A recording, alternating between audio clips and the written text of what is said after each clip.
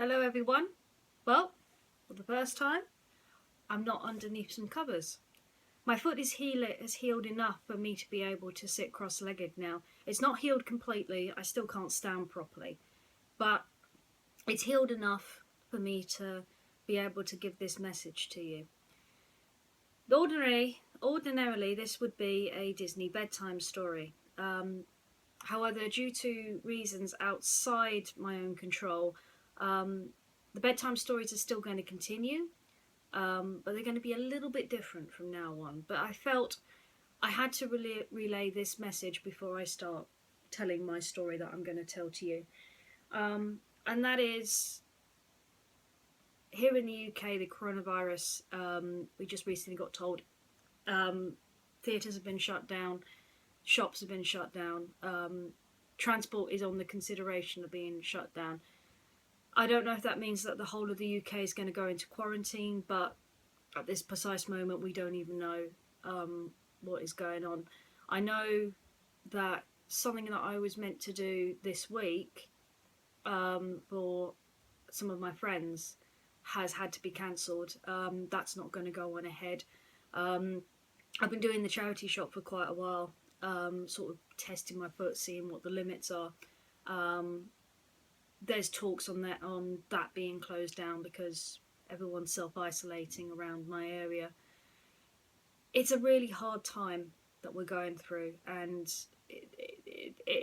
this virus has manifested into something that's beyond our control. But the reason I wanted to say this message before I start telling the story, bearing in mind the story is quite brief, is we can't lose hope. We can't lose faith, and we can't not believe in ourselves anymore. We can't give up on our family and our friends. If anyone is in hospital with this virus, we can't give up on them in any way, shape or form. We have to have hope. Hope is the most important thing in the history of the world. The story that I'm going to tell you factors on this.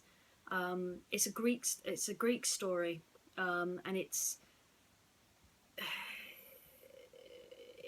describes how hope was born in this world of chaos. And through telling the story, I hope to be able to inspire you guys to keep your hopes up and to keep believing in yourself no matter what. I don't know what the outcome of this virus is going to be, but we have to keep trying and we have to keep believing in ourselves. I don't know if you guys have heard the legend of Pandora's box. Some of you may be studying Greek right now. Other you may be experts on the Greek mythology, in which case feel free to teach me.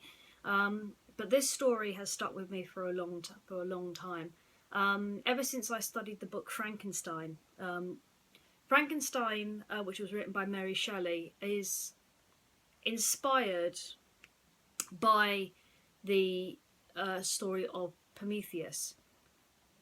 Prometheus is a demigod who is believed to be have given us the ability to use fire by stealing it from the gods, and as such he was punished.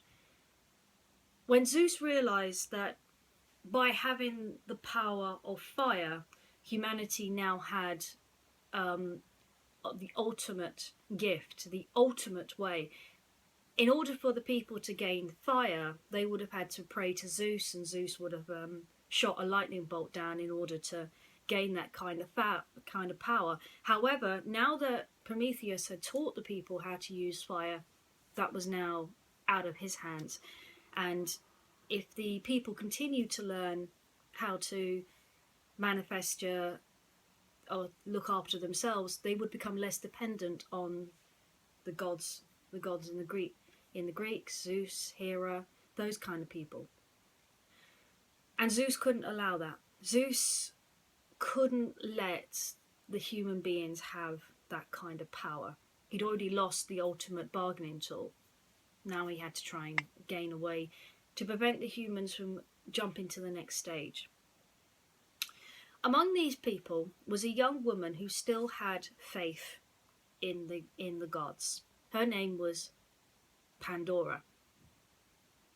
Pandora prayed to the gods every single day. She prayed for all kinds of things, even though it was now available to her. Zeus came down to her, thanked her for having faith in them, and then provided her with a box.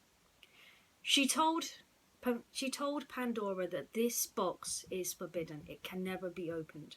And if the box is opened, all of the terrors, all the wonders of the world would be released. Now Pandora, having faith, believed in Zeus. So for many, many years, she never opened the box. She kept the box underneath her bed for many, many years, refusing to open it. Naturally, with humans, she did, however, have some curiosity. She wanted to know what was inside the box. What was so special about the box that meant that she would be forbidden to open such a thing? It was just a box. What was so great about a box? Finally, her curiosity got the better of her. Well, that and nagging from other humans. Her curiosity got the better of her. So she went to the box and decided to have a tiny little peek inside. As she opened the box to have a peek, all of the hatred and anger and disease and famine and all of the terrible things that now happen in this world came flying out of the box and spread themselves around the world. And all Pandora could do was watch in horror as she had been responsible for all of these terrible things that were now happening. She couldn't believe how silly and how hurtful she was. She began to cry. Her whole world, she felt, was now crashing down because of one little mistake that she'd made. And she couldn't believe she'd made such a silly and hurtful mistake.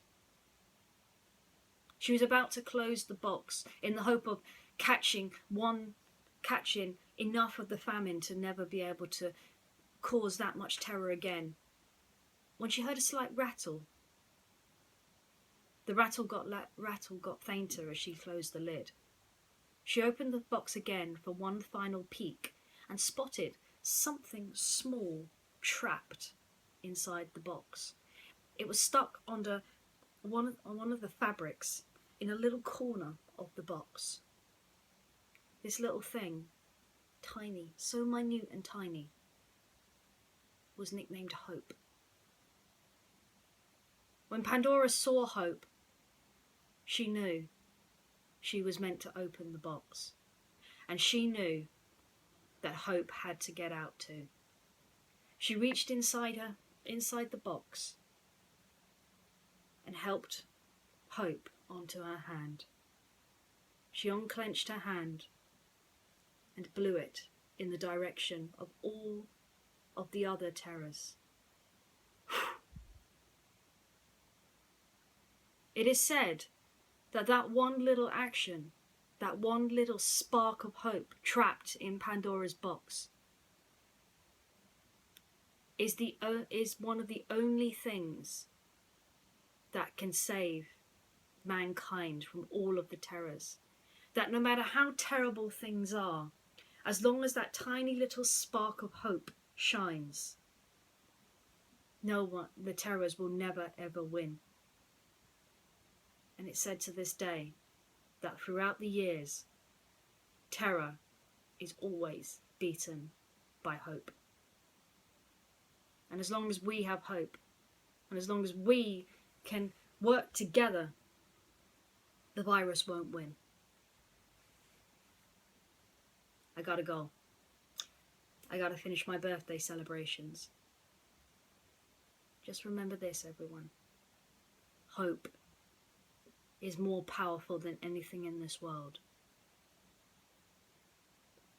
And with hope, we can beat this virus together. Good night, my friends, and take care of yourselves.